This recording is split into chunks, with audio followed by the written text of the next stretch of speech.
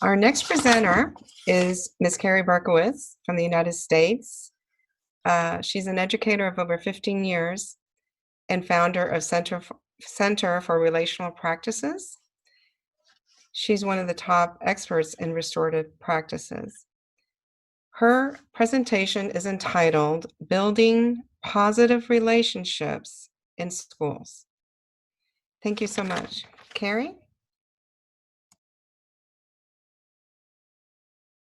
Thanks, Alina. Greetings, everybody. It's really wonderful to be here with all of you today. I am joining you all from the San Francisco Bay Area, and it's just truly a pleasure to be part of such an important conference on this topic that truly touches all of us, even without us potentially being aware of it. I think it makes a lot of sense that this presentation is coming after Karen's, because it is really about bringing into the dialogue the context of our schools education in a very practical way, the importance of ensuring that we have positive relationships, that we bring that human experience into our schools to influence the learning and the development that happens for our youth, as well as for families. Schools are a really important component of our society for individuals, for the students, for educators, and for families. So that's what we're going to do, because really when we look closely and break it all down, the experience of school is truly nothing more than just a tightly woven, interconnected web of relationships. How we're able to convey and reach our youth, how we're able to provide valuable educational learning experiences for them, largely depends on the relationships that they have with those in their learning community, with their teachers, with their fellow peers. And so what we're talking about here is relationships among all members of the community, as I just spoke to. And it's really this web of relationships that are the cogwheels that drive the inner workings of what we call school. So I'm really excited about this opportunity to share with all of you some very practical ways, things that are currently happening in many schools around the world, definitely here in the United States, but also in many other countries. So we can see how to bring to life the true human experience in our schools. So I'll go ahead and share my screen. I also have some slides to share, and I'm also hoping that I'll be able to share a couple examples so you'll be able to hear students and teachers talking about their experience as well, because I think that's sometimes the best way to learn about these practices. And so it's always good to start with science, of course, and research. And so what I have here up on the screen, I know there's a lot of content here for you. But what we have here is a series of, excuse me, various research studies. And everything you see in yellow is the finding of the study, and everything in gray is the name of the study and the authors, the researchers of that particular study. And one thing I want to mention is that while it may look like just a list of completely different research studies, they all have a common thread. All of these great outcomes, or the findings that's listed here in yellow, all stem from the same thing. So I'd like to give you an opportunity to take a moment just to read through here some of these findings. I can also call out some of them, and think about what do you think it is that causes all of these findings that we see here. So we see that there's one thing that contributes to our influence, or influences our motivation to learn. And we see that this causes students to be less likely to reject one another. It's a positive influence on social skill development. We see less aggression and violence. It's a protective factor for learning and positive life development. We see increased behavioral and emotional engagement. It leads to an increase of a feeling of school community. And we also see that this leads to higher student achievement and fewer discipline problems, fewer behavior challenges. So I'll give you a moment to think about what is this one thing that leads to all these outcomes, and in a moment I'll move on to the next slide, which will show us. All right. And feel free, for those of you that are in the Zoom, I know many of you are watching via YouTube or Facebook, but if you are with us here in the Zoom and you want to write your thoughts in the chat, please go ahead and freely use our chat feature here to share any thoughts to any questions that I might present throughout the presentation. All right. So the answer that leads to all these amazing findings are, of course, positive student-student and teacher-student relationships. It is, I don't think this is really necessarily new information for us. I think very few people would say that they weren't aware of the importance of relationships in our schools. But what's important, and there's truly no shortage of research that points to the importance of relationships in our schools. So then the question becomes, if that outcomes are so important, I mean, if we take time to build positive student relationships between teachers and between the students themselves, and it directly influences their academic learning, it directly influences their, having a positive life development. It reduces some of the behavior challenges that we have in our schools. So the question becomes, why isn't this more of a priority for us in our schools? So much of our school experience is focused just on the academic content and that, of course, and instruction. And of course, that's very important. But in order to be successful with our academic learning, we have to have positive relationships to begin with. So that's an important question that many schools are now starting to reflect on. How do we create more opportunities for us to truly establish these positive relationships with each other? And what we're talking about here, when it all comes down to it, we're really talking about building the best environment in our schools as possible that's going to lead to, the best outcomes for both individuals and community.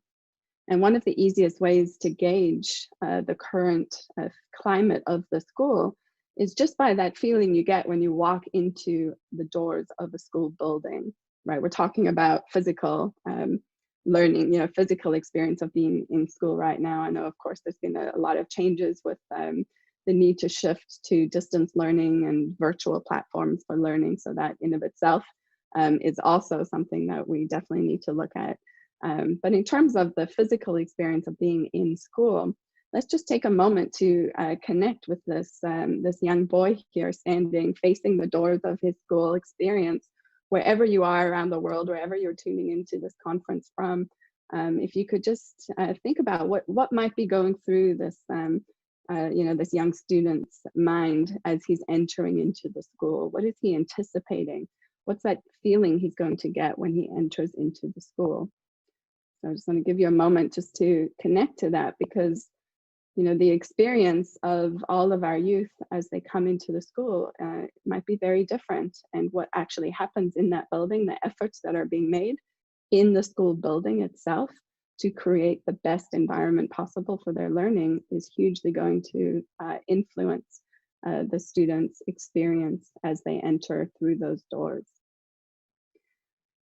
So what exactly is restorative practices?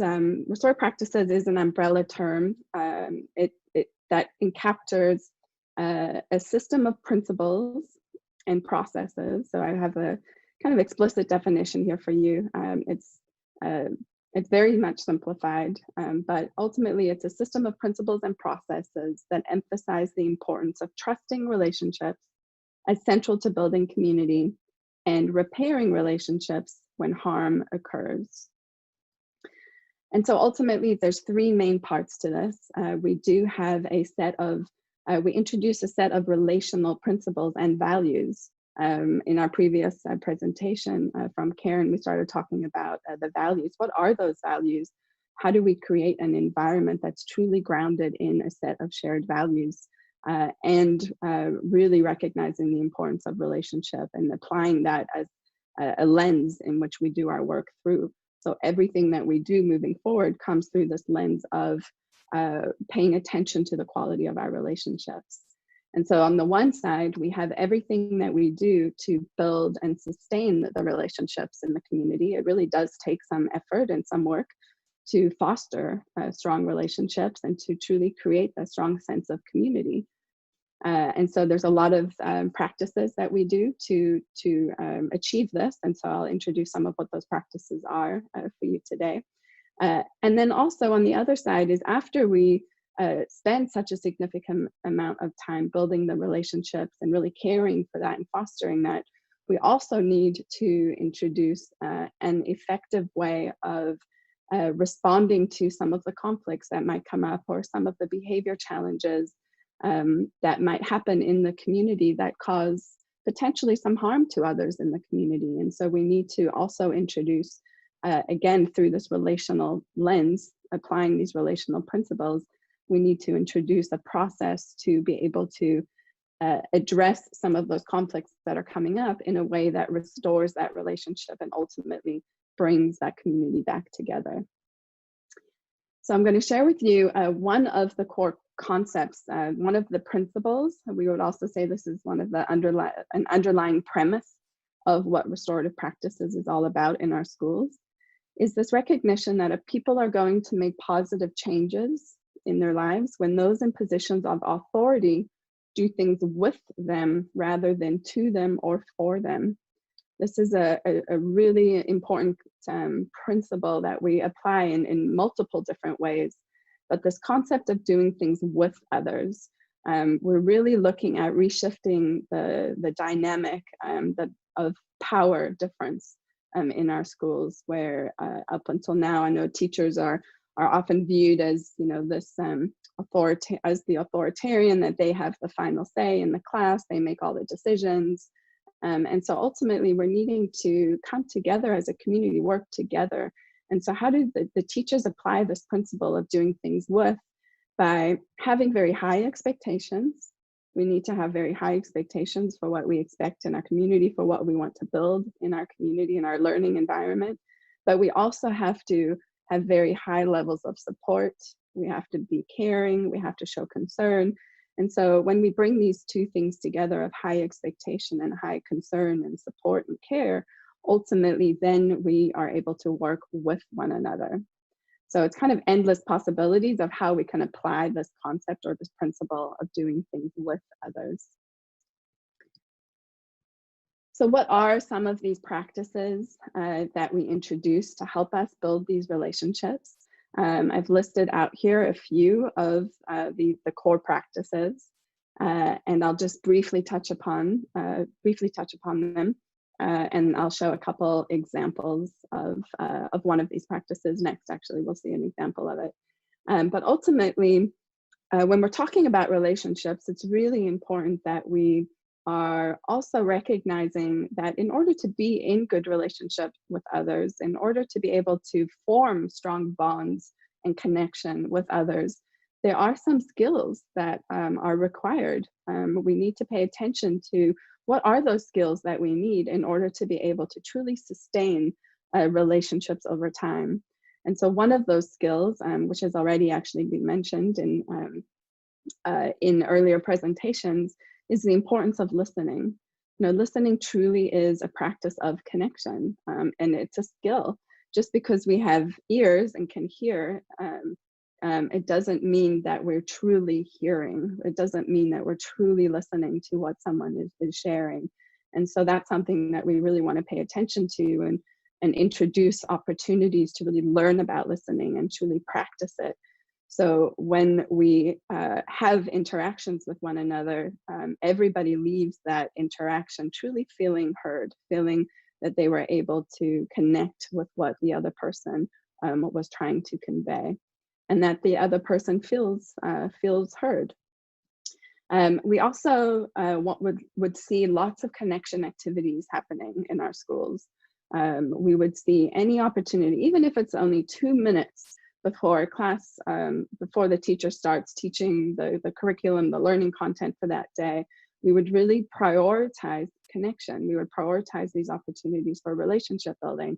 And so a teacher might do something like for the first 5 minutes of class, do some kind of game or provide some opportunity for students to form a small group and just talk with each other, learn about each other, build those relationships. And that is an incredible investment in the community, because that is going to significantly influence how well the students are going to be able to work together in that class if they form those strong relationships with one another. So there's lots of different examples of connection activities, and we would expect to see many of them happening in our schools. We also would spend some time coming together as a community to decide or to have dialogue about how do we want to be with each other here in our community. Ultimately, we create the type of environment that we want to have in our schools. Of course, the teachers are going to model, right, and hold that space, but we also have to bring the students into it. So this again brings up that conversation that we're just starting to have around values.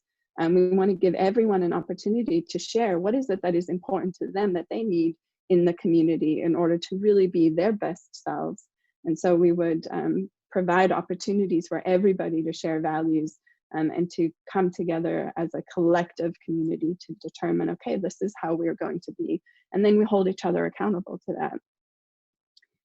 that. We also need to pay attention to how we are making decisions.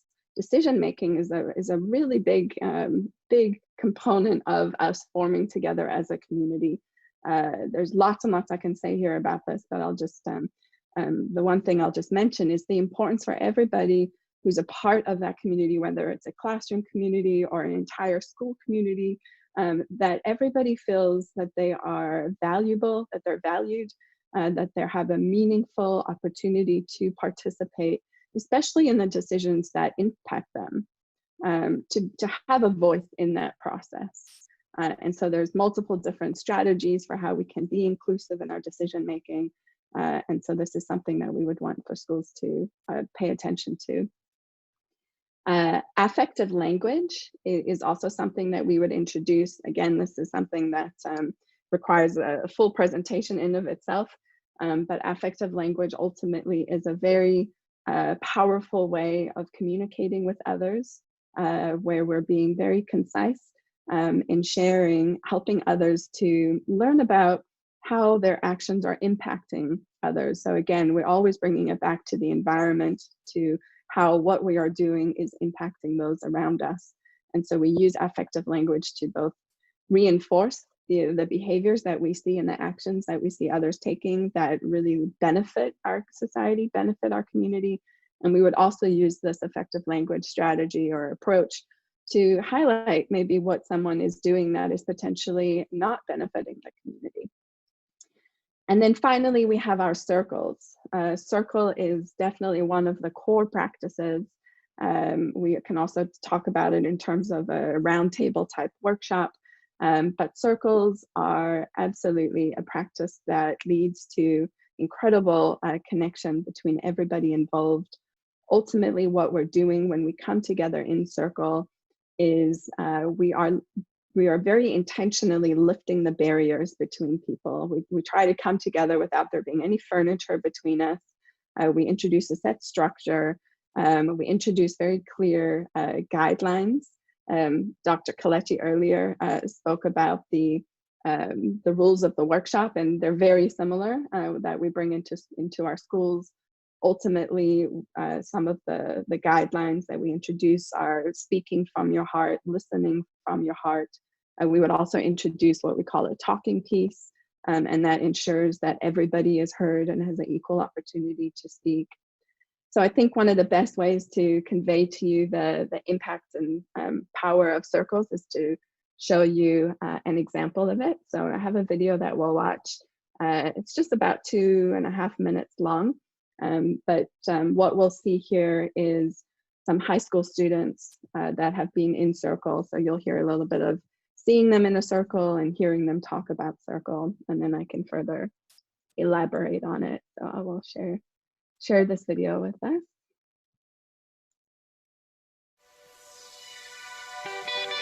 Hope you can all hear this thing.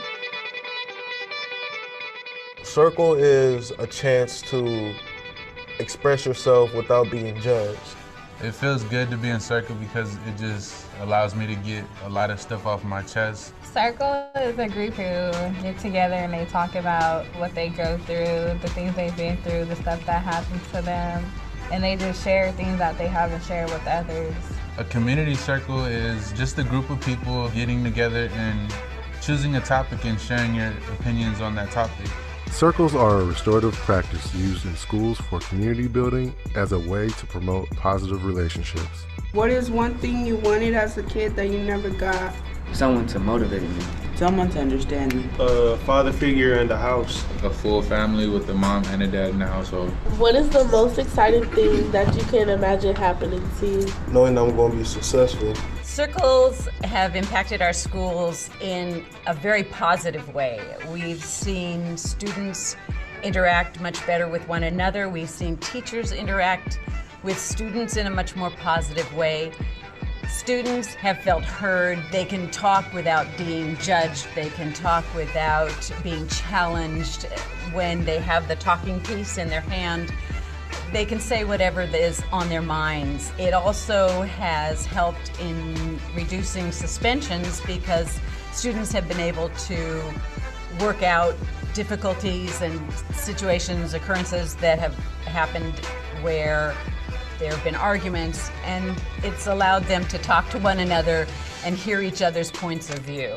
I do believe that the circle is a good way to help solve conflict, because if I had a problem with somebody in the group, saying we could just sit down and talk about it in a controlled environment where it would be easier for us to express our feelings instead of having us to turn to violence. Everyone should come to Circles. All schools should have Circles because it's just the greatest thing I've seen. It's a good program, and coming here just gets things off your chest.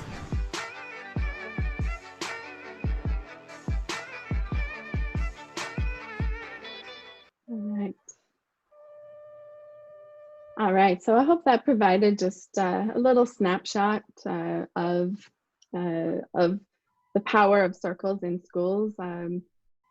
There's so many different types of circles. I do multiple day trainings on circles themselves and training educators around how to bring circle into their classrooms. So one thing I'll mention is that a few different types of circles that we can do is ultimately the structure is the same.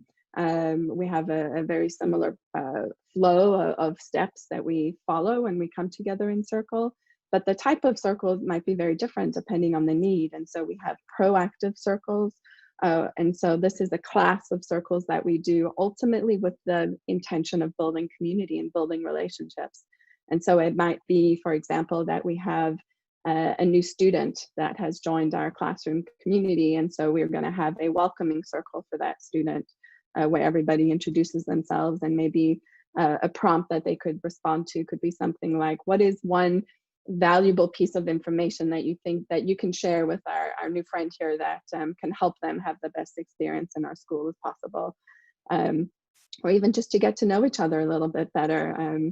We can have celebration circles. We can also do types of circles for goal setting. It's the beginning of the week and we want to set some goals and support each other with the goals that we're setting as far as what we want to accomplish. So it's kind of endless possibilities of what we could do in those types of circles. We also use circles, and I think we heard some of the students mention this in the video, to address some of the problems that might be coming up. Maybe there's a classroom issue, there's something that's happening in the classroom that's really impacting the learning on a regular basis, and it's becoming a concern. So for example, maybe students are coming late to class every day, and it's really interfering with them being able to get going with their class learning. Or maybe there's bullying happening in the classroom, or excessive disrespectful language, right? There's so many different things that might be happening. And so coming together in circle, again, this is the teacher doing things with the students. Instead of the teacher just telling the students, there's a problem here and this is what we're going to do about it, is to come together in circle to really listen to each other, to listen to the students' experience of what is happening and give them an opportunity to share some ideas and solutions to whatever the problem might be. And then, of course, we also can do academic circles. We certainly can bring our academic curriculum and content into a circle experience as well. It completely restructures the learning experience from being in desks and rows to coming together in a circle structure where all students can see each other, all students are equally participating, responding, dialoguing about some of the academic content and material that they're learning about. So there's just so much that happens when we come together in circle. All right, so that completes the part of our presentation where I'm introducing some of the practices around building the relationships and the community. And so now I'm going to shift and speak a little bit about how do we restore these relationships? So after we've spent time, right, we've been coming together, we're learning about each other, we're building our community, and then maybe something happens between a couple students in the class that really impacts their relationship, and not only their relationship, but also affects everybody else in their classroom too. And so we also need to be able to respond to those situations, again, through this lens of relationship. All right, so question for you, just to consider here, and if you'd like to put a thought in the chat, you're welcome to. Why is it important for us to pay attention to the way that we respond to challenging behaviors? So I'll just give you a moment to think about that, and to think about what is the current way that we are handling challenging behaviors in our schools. What might that be, and why is it important that it's something that we really pay attention to here? Give you a moment to think about that.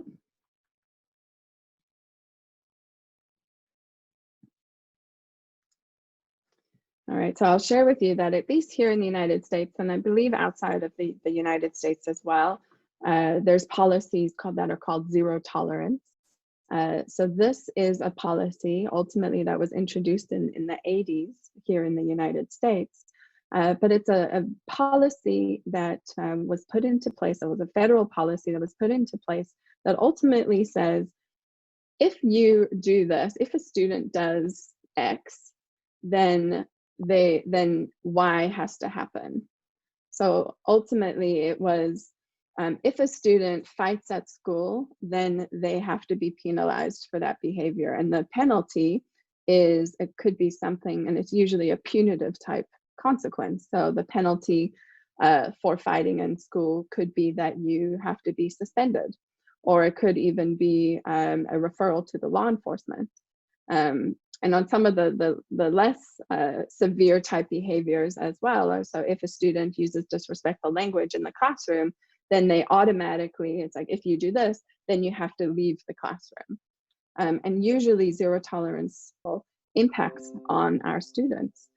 And research has clearly now identified that if a student is suspended just once in 9th grade, so the first year in high school, if they're suspended only once in high school, it increases their risk of dropping out by times 3. They're 3 times more likely to drop out of school. So we're seeing a very strong relationship between school suspension and dropping out of school. We're also seeing increased contact with juvenile justice system. So again, there's very strong connections here. If they're not in school, they're going to be more likely to get involved with the juvenile justice system. And ultimately, when we bring these two studies together, it becomes very clear what is this phenomenon that is happening, which is called the school to prison pipeline. So this is exactly what the school to prison pipeline is. And then we have to ask this question: what does this response do for the relationship between these two? Say in this situation, these 2 young men here got into a fight at school. By them just having to go home for anywhere between 3 to 10 days, what does this actually do to address the real issue that happened between them, as well as the others who witnessed the incident? Usually the students would just be suspended, they'd come back, maybe the principal or someone at the school would talk to them, they go back to class, and that's it. All right, so this is our standard traditional way of responding to behaviors. Many schools are not satisfied with this, and the research clearly is pointing out that it's actually causing harm to our students, this approach. So the question becomes, well, what else can we do? And so many schools hasn't really known. They're like, well, we don't know what else to do. And so fortunately, this is where what's called restorative justice comes in. There's a lot to say about restorative justice. It very much is grounded in indigenous roots. Dr. Coletti also spoke about that. When there's a trouble, the elders come together. It's very inclusive process of dialogue, and we talk about solutions. How are we going to address this situation? And so the restorative justice truly has its roots in indigenous practice. It's also used as an additional approach in our criminal justice system, and was viewed as being so successful that it was brought into our schools as well. So what happens in a restorative justice model? Instead of the two students being suspended, of course, safety is always primary concern. So if the students are escalated and it's not safe for them to be at school because we're concerned another fight will happen or that might cause more harm, of course, we can't have them in the school. But if safety isn't a concern and they're de-escalated and they could still be in school, we can address the situation in a different way without them having to leave and miss their educational experience. So what we would do is we would bring them together into a dialogue process. And in a moment, I'll share what happens in this dialogue process. But before we do, I just want to quickly talk about the difference here between the criminal justice, which is our traditional model of discipline in our schools, compared to a restorative justice model. Ultimately, we're asking three very different questions. So in our criminal justice model, we would focus on, okay, what are the laws or the rules that have been broken? Who did it? And what do they deserve? Right? What do they deserve for breaking this rule? Hence the punitive punishment, right? The consequence. In a restorative justice model, instead of asking what are the laws that have been broken, we still very much recognize that we need to have rules. Of course, we need to have very clear expectations. Even better that the community itself has come up with these expectations, right? Shared values. But ultimately, we're looking at if there's some kind of rule has been broken, we would say, well, who has been hurt as a result of this incident? How are the people affected by what happened? And then we would look at what are their needs? What does everybody need in this situation? And then whose obligations are these to meet these needs? So it's a completely different, it's a huge shift in how we actually engage in our behavior response. Again, the priority here being relationships. And so there's a conflict between people. We want to bring them back together in dialogue to understand what really happened, how was everybody affected by it, and what do we need to do to make things right moving forward. So this slide introduces the process of when we do come together in a restorative dialogue type process. There's a few different stages to it. So ultimately we're starting with the first stage of telling the story. So we're really, again, listening is so important. We're wanting to truly hear and understand like what was happening in that moment for everybody. What were you thinking at the time? What led up to it? And then we also want to know, well, what do you think about what happened now? So we're giving the individuals themselves to share about their learning experience. So at the time, maybe a student can say, well, at the time I was really, really angry. I was heated. I wasn't really thinking and I did this. But now after thinking about it, now I realize, you know, that maybe I overreacted or I did something, you know, I acted out of anger instead of taking a walk, you know, so they're really sharing their own learning experience. We're also coming together. So after telling the story, then we're exploring the impact that whatever it was happened had on, again, the environment, always also being at the center of our focus. How did what happened affect the environment? How did it affect individuals and our relationships? So then we're looking at, okay, what are our needs as a result? And then we open it up in a consensus type dialogue process to be like, okay, where do we go from here? What needs to happen at this point to make things right and to bring our community back together? And so usually at this point, we're making some additional agreements. So these are logical consequences. This isn't a punitive consequence. It's a logical consequence where the consequence in of itself is that we're participating in this process. And then also there's additional consequences of things that need to be followed up on to ensure that things are being made right and that needs are being met as best as possible.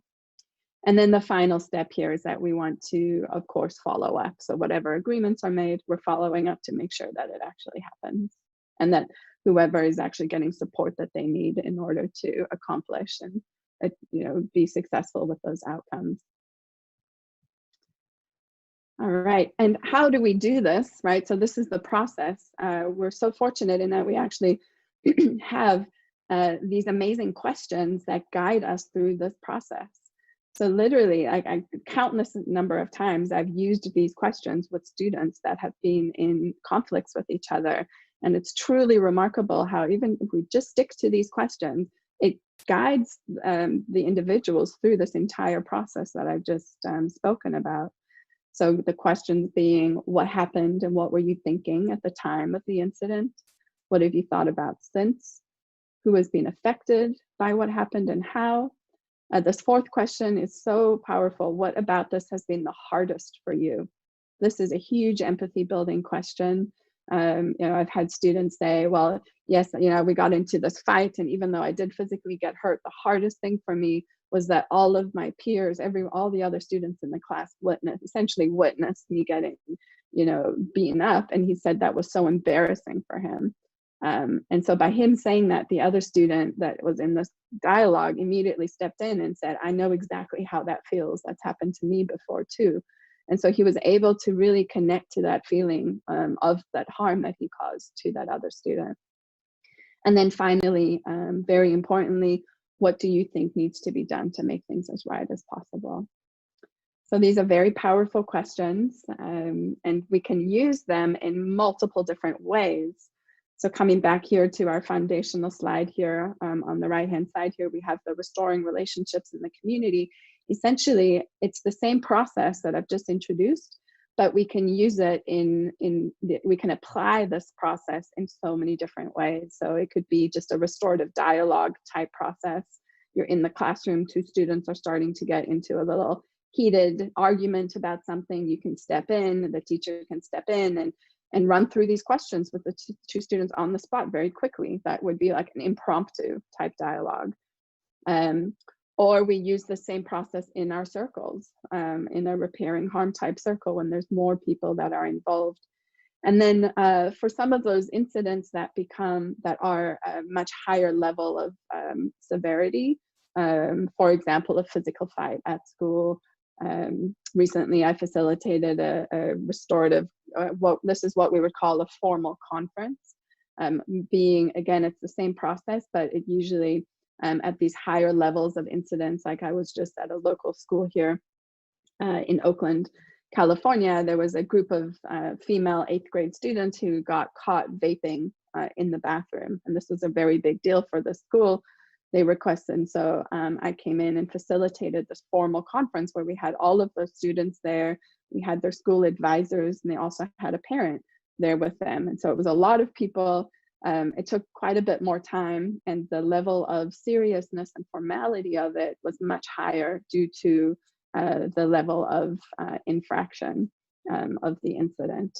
And so as we move through, it's the same process, but just the formality of our response changes depending on what it is that happened. And then another way to use this approach is as for re-entry. So if a student does have to leave the school for whatever reason, then we want to reintroduce them back into the school. Same as if a teacher, sends a student out of the class due to some behavior concern or something happened.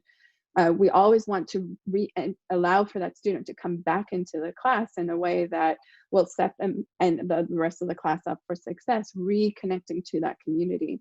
And so we can also use this for dialogue between the student and the teacher.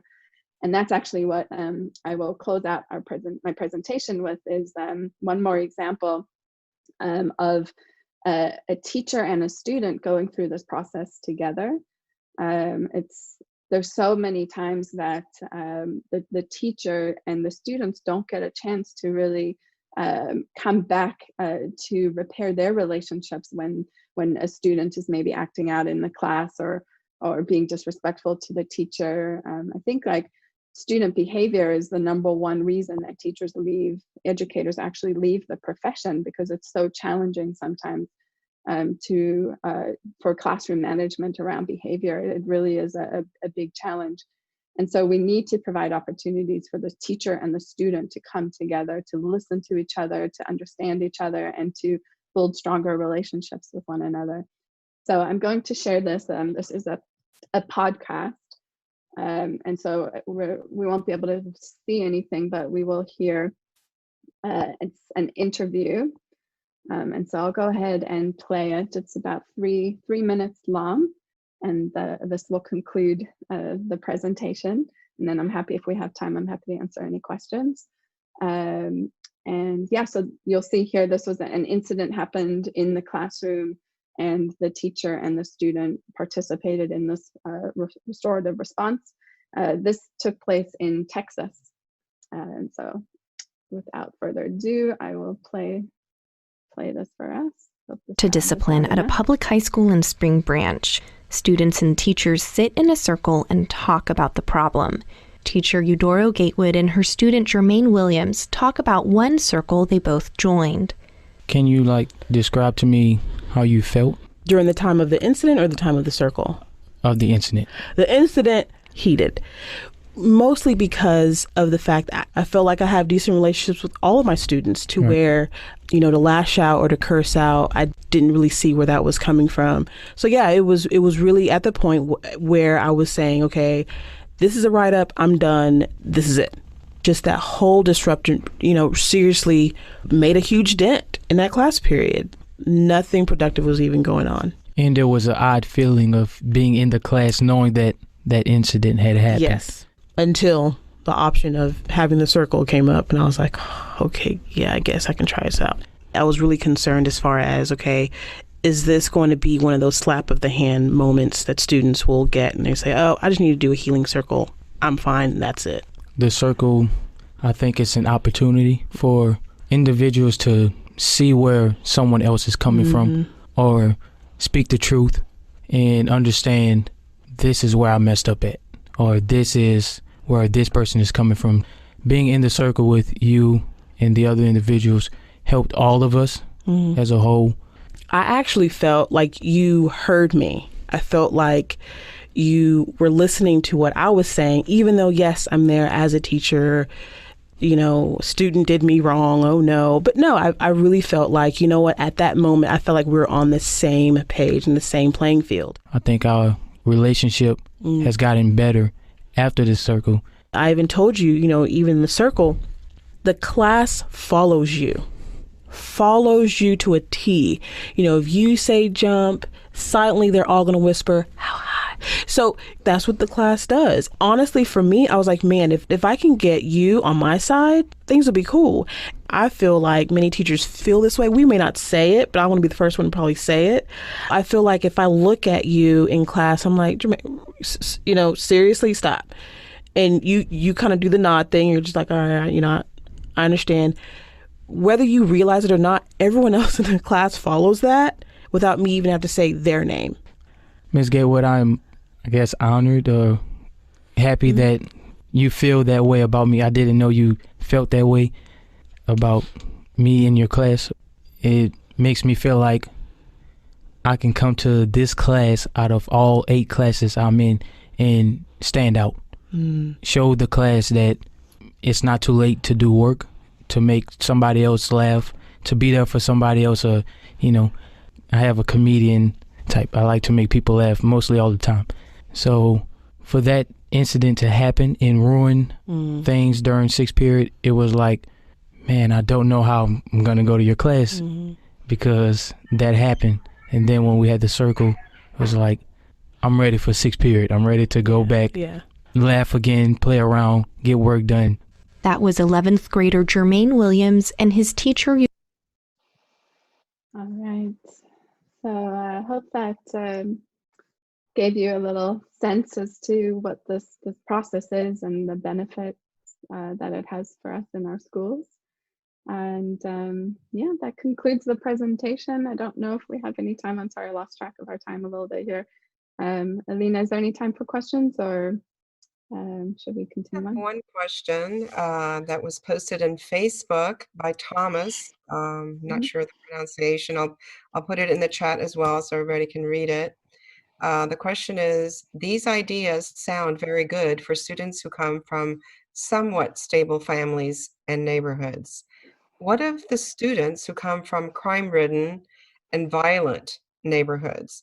Many of the families in these neighborhoods are broken also. Thank you. Yeah, absolutely. I would say all the more reason to bring these practices into the schools. When students are coming, restorative practices, or these set of practices and circles specifically, is known as a trauma sensitive, trauma informed practice.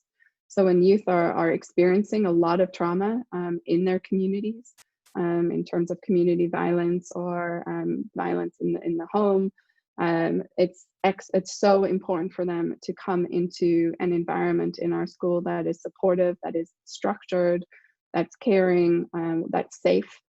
And so all the more reason for teachers to be using these practices and really working on building those relationships between themselves and the students, so they can be more effective as teachers with the youth and better understand what the students are experiencing in their lives. That is also going to impact how they're showing up and what they're bringing into that school. So yeah, absolutely. I've seen very successful use of these practices in many of the schools that are the school that I started in, actually in San Francisco, is next to one of the largest housing project community in San Francisco, in Southeast San Francisco. And the need for, it was very clear that we had an incredible need to be very intentional about working on building the best environment in the school as possible. And that is actually what led me down this path, because I saw how important it is, and that became a really big component of my work, specifically around school climate and culture, and bringing these restorative practices to the school. So yeah, thank you for the question. That's really important. Thank you so much. All right, absolutely. Thank you, everyone. Thank you again. We do need to move on to our next presenter. This is our last presenter for today. We will resume again. Is there no room for more questions, or I really wanted to ask? We're a little bit past the time, but do you have a question, Karen? Yes. Well, I really wanted to thank Kerri. It was such a beautiful presentation. I actually got a little emotional at the end from the interview. It was really beautiful. And I think it's great you followed me. I actually wanted to maybe tie in what you spoke about. So, when we talk about these kind of practices in schools, it kind of implies that we're creating like good relationships in the classroom and resolving problems. Do you see room? I mean, we are talking kind of in the Integral World Research Institute. Do you see kind of potential for maybe developing these practices, or like for educators to